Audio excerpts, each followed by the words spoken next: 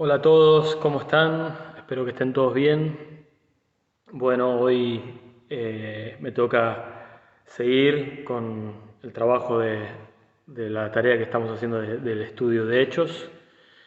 Y este, estábamos viendo, la semana pasada vimos Hechos 23, que con mucho esfuerzo Gustavo lo pudo dar. Y vamos a seguir un poco.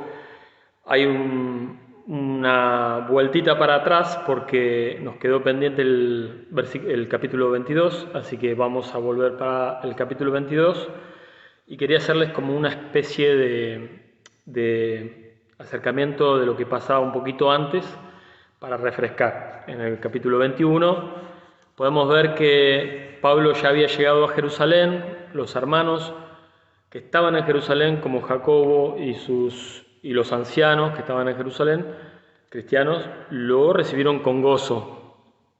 Pero le informaron a Pablo de que en Jerusalén habían sido informados algunos judíos cristianos, muy celosos de la ley, de Pablo, como que él estaba llevando a los judíos que se convertían a apostatar de Moisés.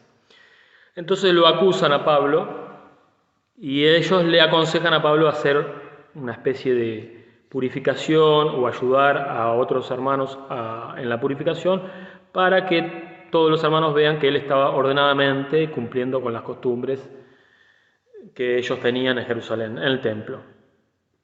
Entonces, él cumple con todo esto, pero igualmente, en un momento, dando voces, todos los que estaban ahí reunidos en el templo empiezan a gritar y alborotar la multitud diciendo que los ayuden con este hombre, que o sea es Pablo, porque enseña a todos contra el pueblo, la ley y este lugar, y además de eso ha metido a griegos en el templo y ha profanado este santo lugar. De eso lo acusaban a Pablo. Vuelvo a repetir, contra este pueblo, enseña contra este pueblo, o sea, su pueblo judío, contra la ley, contra este lugar, y además mete a griegos a profanar este santo lugar. Todo esto era, para ellos era un gran sacrilegio, así que la ciudad se conmovió y se golpeó el pueblo y se apoderaron de él y lo arrastraron fuera del templo a Pablo. Hasta ahí, más o menos, fue lo que había pasado más grave. Viendo esto, los soldados romanos lo quieren llevar, lo atan con cadenas y habla Pablo con el tribuno y dice, ¿se me permite decir algo? Porque si no le iban a matar. Y se lo dijo en griego. El romano se asombró de que Pablo hablara en griego y lo dejó hablar a Pablo.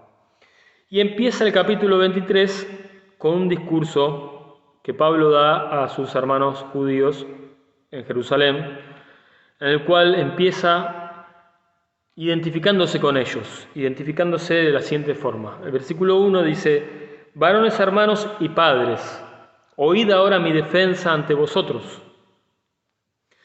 En Jerusalén, o sea, el público que estaba oyéndolo a Pablo, pero que hasta 2 segundos antes lo estaba queriendo matar, eran compuestos por judíos no convertidos y por judíos convertidos al cristianismo, pero todos celosos de la ley. Habían creído que Pablo estaba enseñando en contra de sus costumbres y en contra de la ley. Entonces él lo primero que hace es identificarse con ellos. Varones, hermanos, les llama hermanos, como su mismo pueblo, judío, y padres, como en señal de respeto a todos los grandes que estaban entre ellos.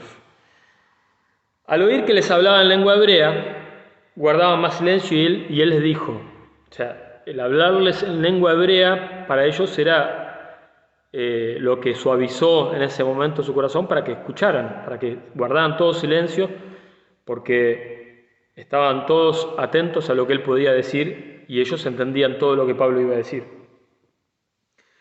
Yo de cierto soy judío, igual que ustedes, nacido en Tarso de Cilicia, pero criado en esta ciudad, instruido a los pies de Gamaliel, estrictamente conforme a la ley de nuestros padres, celoso de Dios, como hoy lo sois todos vosotros.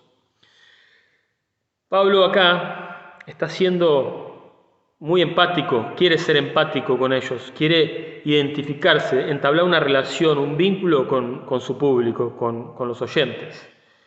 Llegar a llamar la atención de su corazón, ¿no? Le dice, yo soy judío, igual que ustedes. Nací en una ciudad importante de Tarso, en Cilicia, que es una ciudad que está en el sur de Turquía, hoy Turquía, y norte de Siria, cerca de Antioquía también, en donde se ve que es una ciudad importante, donde en el Imperio Romano se había transformado en una provincia romana muy importante y en un centro de estudio, donde había muchas universidades, un centro cultural importante. Y él hace mención como que nació ahí, pero de chico, muy de chico, vino a vivir a Jerusalén con sus padres. Habrá ido seguramente a vivir a Jerusalén y a ser instruido, que no era poco para ellos, mencionar el nombre de Gamaliel. El rabino Gamaliel era para ellos una autoridad y un defensor de la Torá, del libro sagrado para los judíos, inalterable. Él era más celoso que ningún otro rabino en ese lugar y era estricto conforme a la ley de todos los padres anteriores. O sea que él está sacando no solamente su identidad de hermandad con ellos, sino que a la vez era un instruido, era alguien que tenía conocimiento en sus costumbres, conocimiento de la historia judía y de los padres. Y que también dice celoso de Dios, el celo que tiene que ver con un amor hacia Dios, pero que también se convierte en un fanatismo, ¿no? Como hoy lo sois todos vosotros, y ahí se desliga de ellos, pero a la vez se identifica. Es como muy hábil en la forma de expresar que ahora ya él no está en esa misma posición, como que él era celoso, pero como ellos hoy, pero no conforme a la verdad. Como que a él ahora estaba trayendo una verdad diferente. Perseguía yo este camino, o sea, yo perseguía en el pasado a este camino hasta la muerte. A este camino se refiere a los que son de Cristo, a los cristianos, a los que siguen al Señor. Le decían así a los que seguían a Cristo, a los del camino. Hasta la muerte. Y él hace mención de esto porque se ve que le quedó muy impregnado cuando estuvo consintiendo en la muerte de Esteban, prendiendo y entregando en cárceles a los hombres y mujeres, sin distinción, ¿no? Él estaba persiguiendo a los de este camino, era uno más, celoso de Dios, conforme a las costumbres que ellos tenían. Dice en el versículo 5, dice, como el sumo sacerdote también es testigo, y todos los ancianos de quienes también recibí cartas para los hermanos, y fui a Damasco para traer presos a Jerusalén también a los que estuvieron allí, para que fuesen castigados. Cuando Esteban es martirizado, hubo una gran persecución en Jerusalén y hubo como lo que se llama la diáspora. Todos los judíos salieron a diferentes lugares de Asia Menor, a diferentes lugares. Se ve que muchos fueron a parar a Damasco. Y él pidió cartas a los sumos sacerdotes y al Sanedrín de ese entonces para perseguir, para ir a buscar a esos cristianos y para perseguirlos. Entonces hace alusión a eso, por si ahí había alguien que recordara cómo él había pedido cartas al Sanedrín, al público del cual ahora estaba hablando, y si bien habían pasado 20 años desde ese momento, seguramente alguno se acordaba de que él era un perseguidor y que tenía cartas para ir a perseguir y traer y castigar a los que eran de este camino.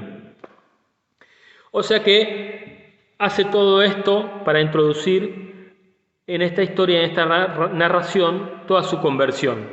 En el versículo 6 empieza su conversión. Dice, pero aconteció, y acá hay como un llamado de atención ya específico, que yendo yo al llegar cerca de Damasco, cuando ya estaba cumpliendo su misión de perseguir a los cristianos, como a mediodía de repente me rodeó mucha luz del cielo. Esta expresión, mucha luz del cielo, para los judíos también era significativa porque para ellos Dios siempre fue luz. Entonces estaba haciendo mención de algo que vino del cielo, de algo divino, un encuentro con Dios. Y caí al suelo y oí una voz que me decía: Saulo, Saulo, ¿por qué me persigues? Fíjense acá, primero, y caí al suelo hace mención de que esto obviamente era algo más poderoso de lo que él podía soportar o creía que podía estar separado, ¿no? Podía enfrentar. Y oyó la voz Saulo, Saulo, 2 veces. Esto hace mención a propósito, Pablo, para llegar con este mensaje a los judíos, que ellos entendían muy bien cuando Dios llamaba a alguien 2 veces por su nombre, porque durante todas las Escrituras vemos que así había llamado a Moisés, a Samuel también. Cuando tenía un llamado a alguien que Dios escogía, lo llamaba por su nombre 2 veces. Saulo, Saulo, en este momento es un llamado de Dios.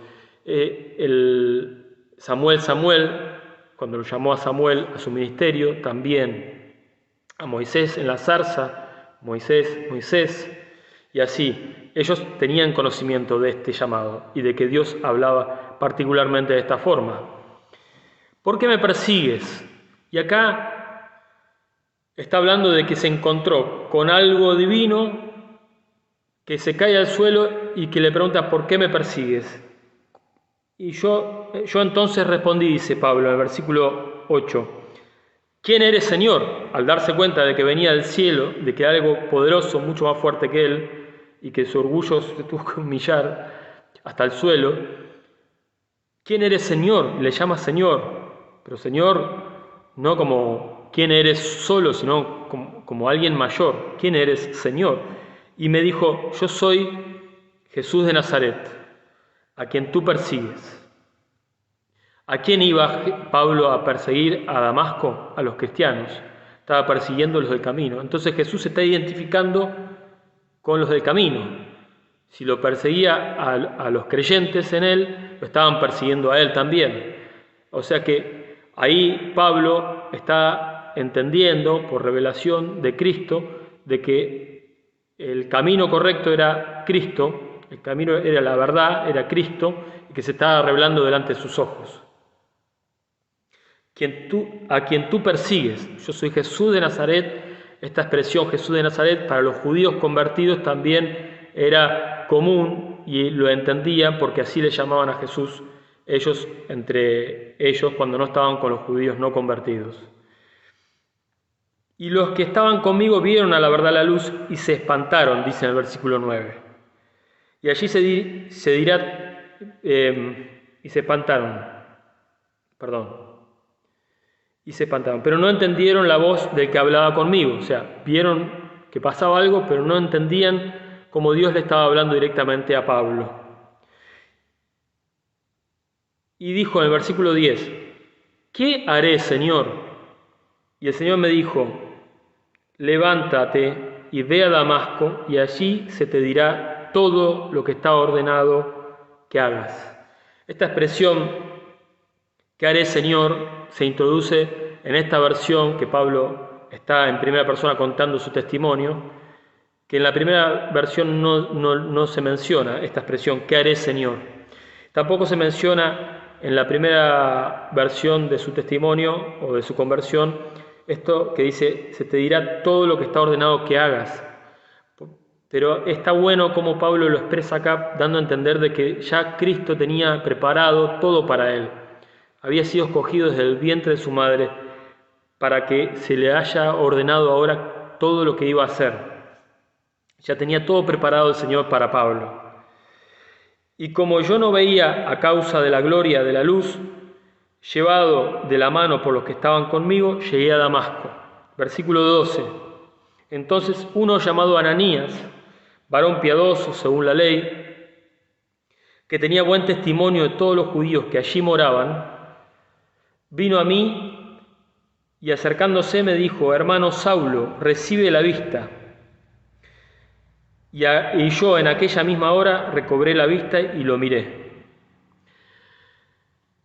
Hace mención a este hermano Ananías como alguien piadoso según la ley, no como alguien que había sido perseguido, como alguien que ya estaba, a quien él iba a buscar en las cartas que le habían dado los sacerdotes para ir a buscar a los perseguidos, sino como alguien que era piadoso en la ley, como un judío que ya era oriundo de Damasco, nativo de Damasco, y que era piadoso, pero esto lo hace a propósito, mencionando no otras características de Ananías, sino más bien, básicamente hace resaltar su piedad, la piedad y de que él era intachable, de buen testimonio, delante de todos los judíos que moraban en Damasco.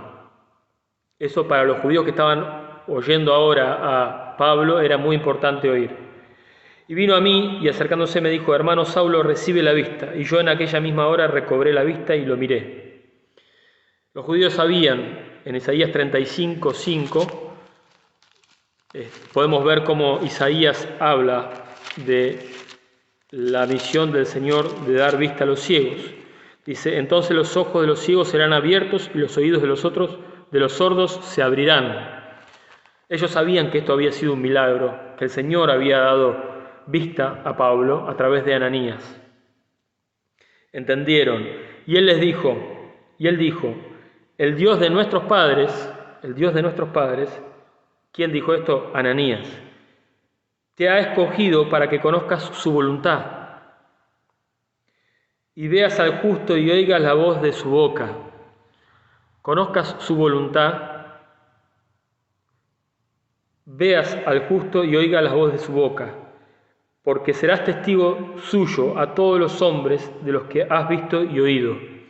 Y acá vemos que sobre el fundamento de haber visto y haber oído al Cristo, al Mesías, al Señor, era que él iba a ser testigo. Sobre ese fundamento, él ahora había sido escogido para ser un testigo de la resurrección de Cristo, de que Cristo había sido resucitado de los muertos como un judío, nacido en pueblo judío, desechado por los judíos, pero resucitado por Dios el Padre, para ser un testimonio de perdón de pecados y de reconciliación con Dios de todos los hombres. Y acá vamos a hacer un énfasis y prestemos atención que dice: porque serás testigo suyo, y esto lo dice a propósito Pablo, a todos los hombres de los que has visto y oído. Ananías dice esto: porque serás testigo sobre la base de que veas al justo y lo oigas, como estaba pasando en ese momento, que lo había visto en el camino yendo a Damasco, había visto al justo y lo había oído. Y ahora, por medio de Ananías, le daba el mandato de que por haber visto y oído al Señor, ahora él iba a ser testigo de eso, a todos los hombres. Este es el llamado de Pablo. El propósito era que él sea un testigo a todos los hombres de que Cristo era el Señor, el Hijo de Dios, y que había resucitado. Entonces, fijémonos ahora en el versículo 16, que habla de la urgencia de este llamado.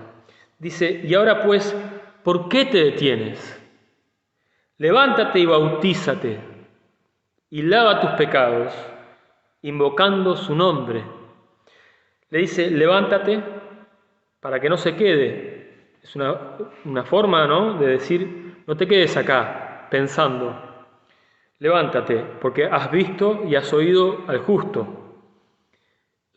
Fíjense que no menciona el nombre de Jesús, sino que al justo. Era una forma que ellos conocían, un nombre, una forma de que los judíos entendían que el Mesías era el justo.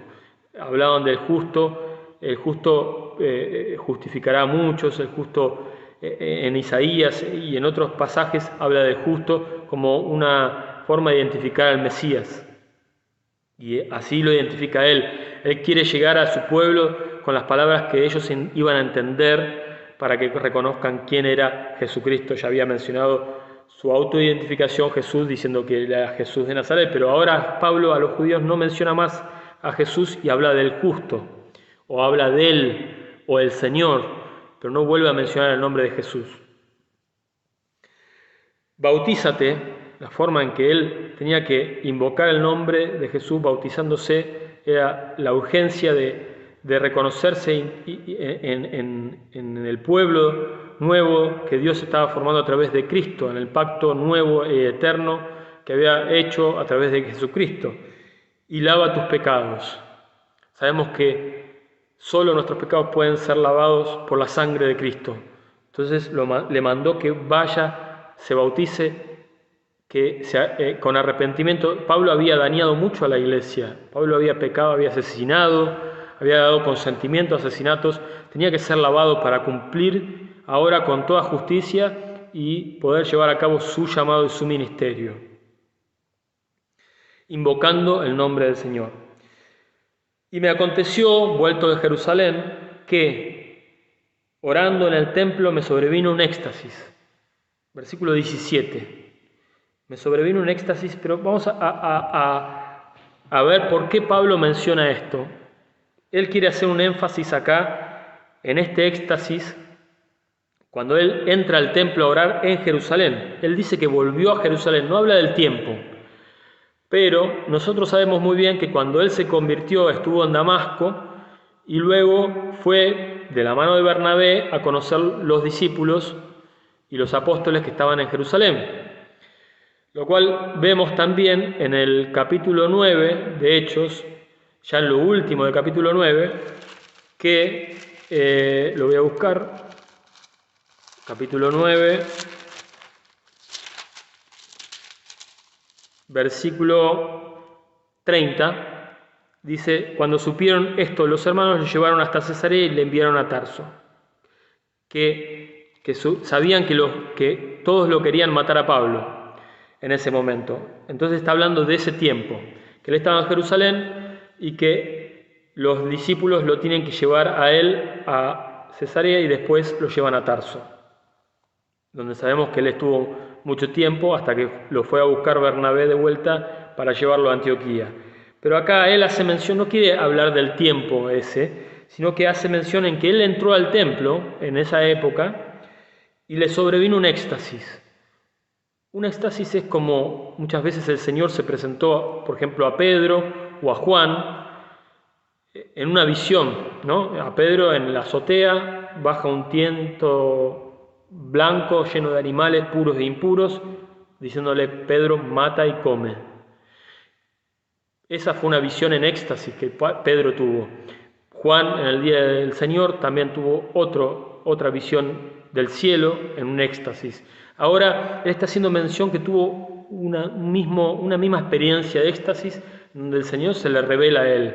Y no menciona el nombre de Jesús, pero lo da a entender, diciéndole en el versículo 18, dice: y le vi que me decía, date prisa. Le vi ¿a quién? A Jesús, al Señor. Le vi que me decía, date prisa y sal prontamente de Jerusalén, porque no recibirán tu testimonio acerca de mí. La obediencia era el mandato de la orden del Señor, era de que salga de Jerusalén, porque no iban a recibir el mensaje de Pablo y había peligro para él. Pero para que Pablo pudiera cumplir su llamado y hacer lo que Jesús quería en su llamado a los gentiles, era que en ese momento Pablo salga de Jerusalén. Pero Pablo dijo: Señor, ellos saben que yo encarcelaba y azotaba en todas las sinagogas a los que creían en ti. Y cuando se derramaba la sangre de Esteban, tu testigo, yo mismo también estaba presente y consentía en su muerte y guardaba la ropa de los que le mataban. Pero él me dijo: ve, porque yo te enviaré lejos a los gentiles. Pablo estaba queriendo convencer al Señor en ese episodio que está contando, que en ese éxtasis, cuando el Señor se le presenta y le dice que se vaya de Jerusalén, él empezó a argumentar con Jesús diciéndole: pero Señor, yo quiero a este pueblo predicar, ser testigo a este pueblo de que tú eres el Cristo. y hablarles a ellos, mis hermanos, de que tú eres el Cristo. Pero Jesús le dijo que no, que vaya, que se vaya. Y él obedeció, ya sabemos, como leímos recién en Hechos 9, 30, que los hermanos tuvieron que llevárselo a Pablo por el peligro que corría en Jerusalén. Se lo llevaban a Cesarea y luego se fue a Tarso.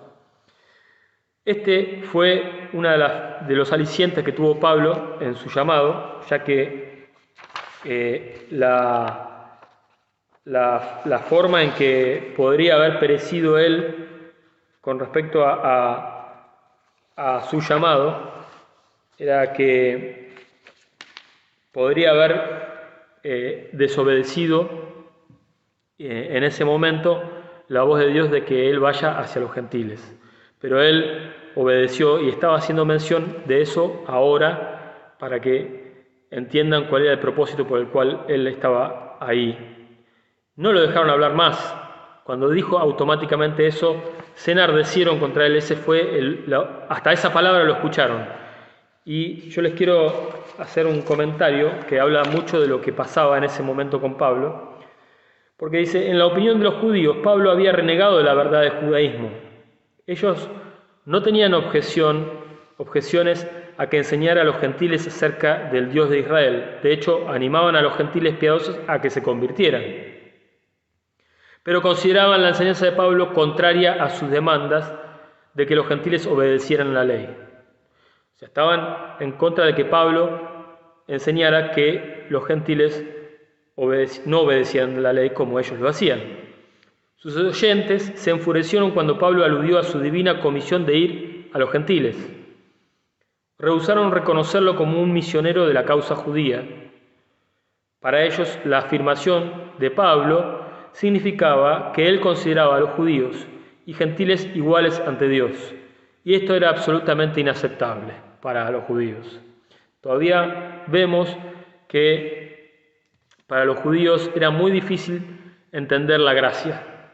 Como muchas veces pasa con todos los convertidos, cuando vienen a Cristo, todavía se quiere agradar a Dios, habiendo ya sido justificados por el sacrificio que hizo Jesús en la cruz, y habiendo Él muerto por nuestros pecados y lavado nuestros pecados con su propia sangre.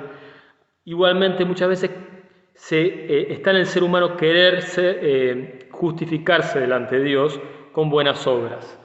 Sabemos muy bien que la gracia de Dios nos dice que fuimos justificados por Él, gratuitamente. Por la fe nosotros nos podemos acercar a Dios por lo que hizo Cristo en nuestras vidas. Y eso era lo que le estaba costando entender a los judíos. Entonces hasta ahí lo escucharon. Y dice, entonces, en el versículo 22 dice, entonces alzaron la voz diciendo, quita de la tierra a tal hombre, porque no conviene que viva. O sea, alzaron la voz de vuelta y se enardecieron, y como ellos gritaban y arrojaban sus ropas y lanzaban polvo al aire, que era lo mismo que decir, mátenlo, mátenlo. Hace años atrás lo mismo decían de Jesús, crucifíquenlo, crucifíquenlo. En el versículo 24 dice, mandó el tribuno que le metiesen en la fortaleza y ordenó que fuese examinado con azotes para saber por qué causa clamaban así contra él. Acá vemos que los romanos no entendían bien cuál era el problema. Habían escuchado que Pablo hablaba en hebreo y que se peleaban y que discutían ahora. Lo único que podía razonar el centurión era que quizás este era un razonamiento teológico y un conflicto teológico, pero que no tenía nada que ver con una desobediencia civil. Entonces no podía dejar que eso avanzara y que después se transformara en un tumulto que él tenía que rendir cuentas a sus autoridades, por ejemplo al gobernador Félix, de toda la paz que se estaba rompiendo en ese momento en Jerusalén. Entonces quería entender. Y en el versículo 24 dice que mandó que lo metieran a Pablo en la fortaleza y que lo examinaran con azotes para saber por qué causa clamaban así contra él. Pero cuando le ataron con correas, Pablo dijo al centurión que estaba presente, ¿os es lícito azotar a un ciudadano romano sin haber sido condenado? Él saca su carta de ciudadano romano. Los ciudadanos romanos tenían muchos privilegios y lo que menos se hubiera imaginado el centurión es que estaban por golpear a un romano, a alguien que tenía la ciudadanía romana. Entonces se le armó un lío bárbaro. Enseguida el que lo estaba atando a Pablo fue a hablar con el jefe superior de él. Cuando el centurión oyó esto, fue y dio aviso al tribuno diciendo: ¿qué vas a hacer? Porque este hombre es ciudadano romano. ¿Lo vas a azotar igual? ¿Lo vamos a azotar igual?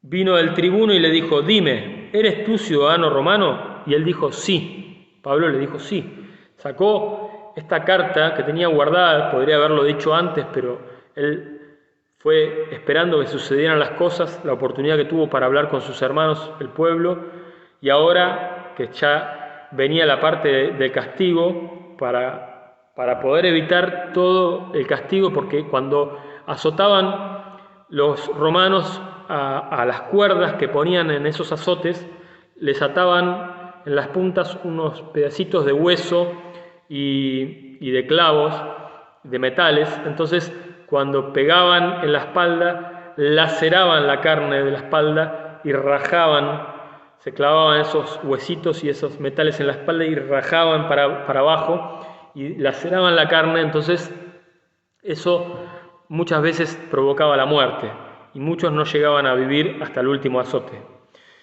Pablo sacó esta identidad romana que tenía para poder exponer su causa, ¿no? Dice que sí, responde que sí, y en el versículo 28 dice: respondió el tribuno: yo con una gran suma adquirí esta ciudadanía. Entonces Pablo dijo: pero yo lo soy de nacimiento. Había 2 o 3 formas de tener la ciudadanía romana, que era muy codiciada en ese entonces. Una era con dinero, pagando una suma grande de dinero, quizás tipo soborno, o haciendo un gran favor al Imperio Romano, o de nacimiento, por herencia.